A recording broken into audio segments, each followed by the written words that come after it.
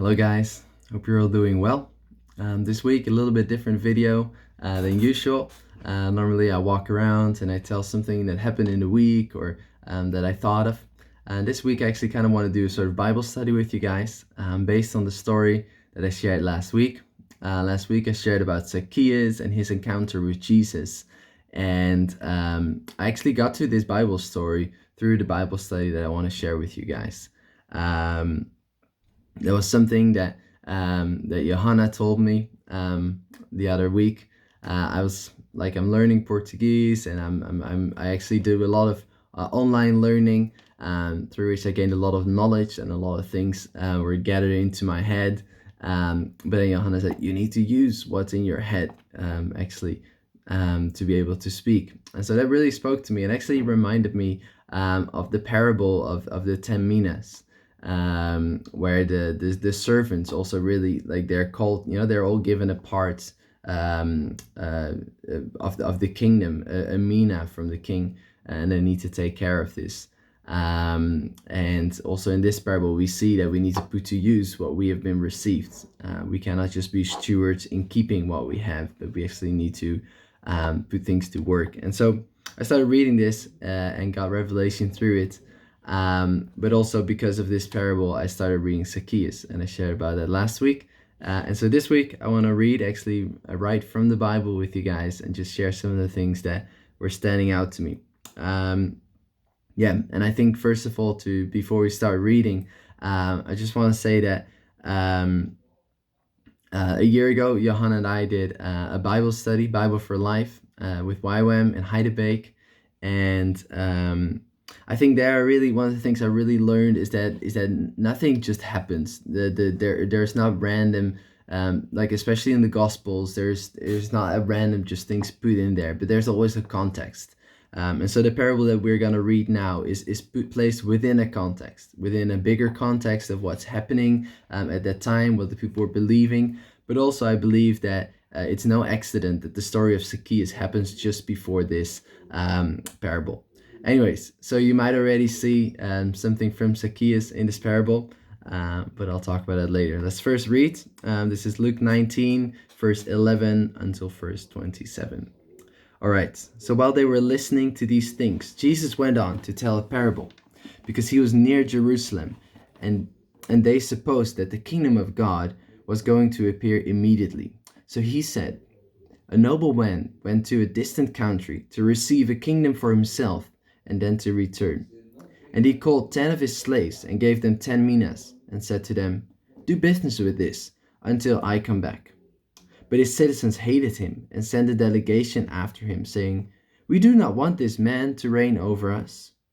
When he returned after receiving the kingdom, he ordered that these slaves to whom he had given the money be called to him, so that he might know what business they had done.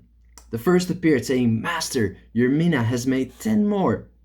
And he said to him, well done, good slave, because you have been faithful in a very little thing.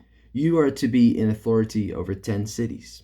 The second came, saying, your mina, master, has made 5 minas. And he said to him, also, you are to be put over 5 cities. Another came, saying, Master, here is your mina, which I kept put away in a handkerchief. For I was afraid of you, because you are an exacting man. You take up what you did not lay down, and reap what you did not sow. He said to him, by your own words I will judge you, you worthless slave. Did you know that I am an exacting man, taking up what I did not lay down and reaping what I did not sow? Then why did you not put money in the bank, and having come back, I would have collected it with interest? Then he said to the bystanders, take the mina away from him, and give it to the one who has 10 minas. And they said to him, Master, he has 10 minas already. I tell you that everyone who has, more shall be given. But from the one who does not have, even what he does have shall be taken away. But these enemies of mine, who did not want me to reign over them, bring them here and slay them in my presence. So this is quite an intense parable. And as you can see, it shares that, the 2 servants that actually put to work, that went to work with what they had received, were the ones that were honored and that were called good slaves. Yeah, but so a few things that I want to mention. One is that like the beginning, it says like that Jesus was telling this parable while he was on his way to Jerusalem. He was on his way to Jerusalem, and as we saw already in the parable with Zacheus, many people were following him and wanted to see him. Why was this? Was this because of his teaching? Yes. Was this because of the miracles? Also. But this mainly was because they believed that Jesus was on his way to Jerusalem to overthrow the Roman government and to establish the Jewish nation again. People believed that he would be their king. And so people were wanting to see that. But actually, now looking back, we know that Jesus did not come to establish an earthly kingdom, and also not a kingdom just for the Jews. No, Jesus came to bring salvation for humanity. And so he starts to share this to people, and the ones who have ears to hear will be able to hear that through this parable. He says, there was a king one day, but he was going away to receive that kingdom. And that's where Jesus is speaking of himself. He is sharing how he is actually not going to establish his kingdom right there, but he's actually going to leave them. But he also shares that while he is going away, he's leaving them with parts of that kingdom to take care of in that moment. And that are the 10 minas. I think it's very interesting that in verse 13, it says he calls 10 of his slaves and he all gives them 1 mina. So he gives all of them a part of the kingdom, a part of his treasures to take care of. But actually, when we continue to read, we only see 3 slaves coming back.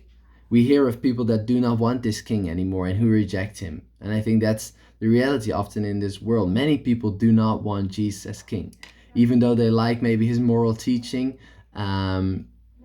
or they even appreciate like the idea of being saved. They do not want Jesus to return and to rule in the way that he will.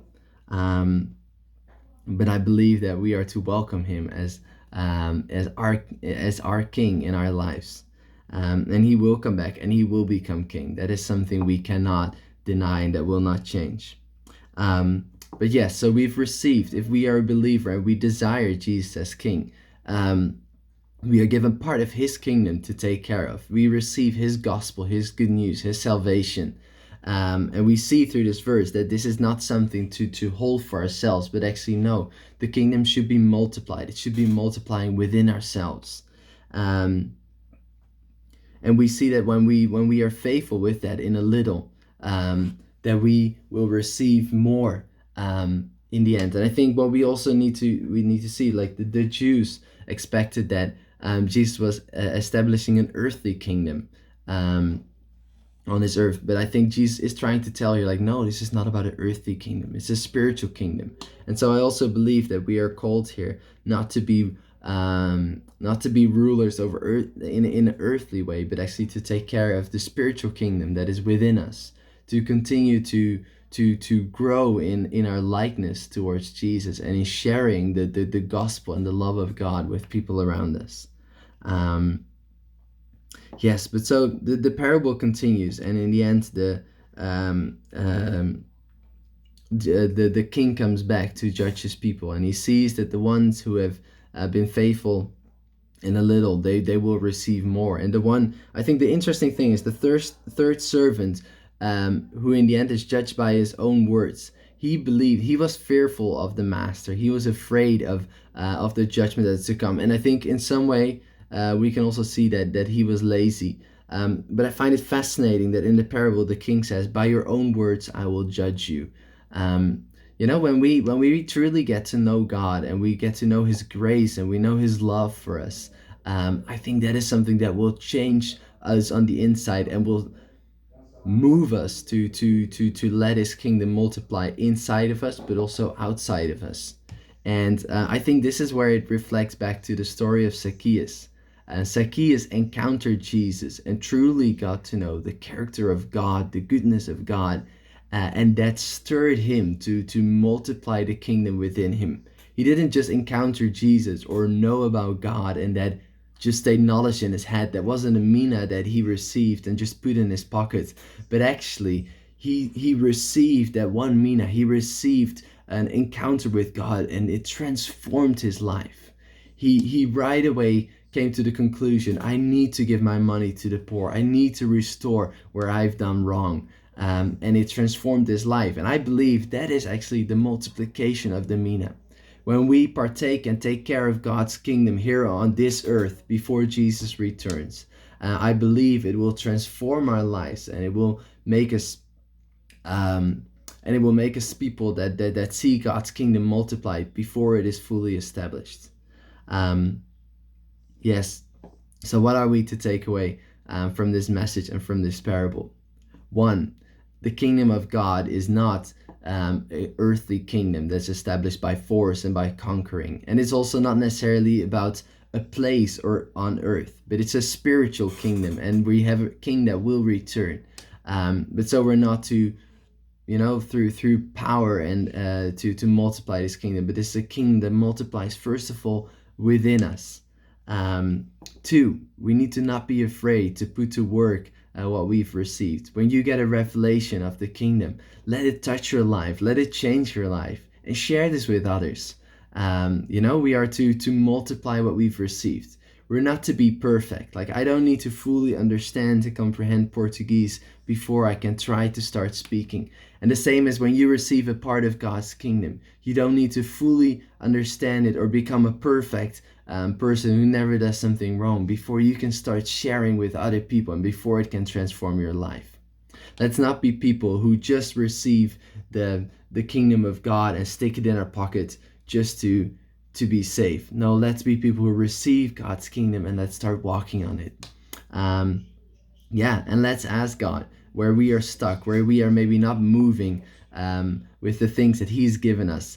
Let's ask Him to highlight that, to bring that to our minds, and let's continue to step out in faith, that we can trust Him, and that when we start moving, His Spirit will help us, and He will call us one day the good servants that really that walked with what He had given us. Because I believe we cannot truly have a revelation of who God is without it transforming our lives. So I bless you with that. Think of any revelation you've received and actually what impact it has had on your life. And if it hasn't had an impact on your life, that's okay. There's still a day tomorrow. All right. I hope this blesses you. I also hope this might inspire you to read more parables. I love it to read the parables in the Bible and see how God continues to speak through this and give more revelation. And I truly believe that when you ask Him for that, He will do that as well for you. So bless you. Have a good week. See you later.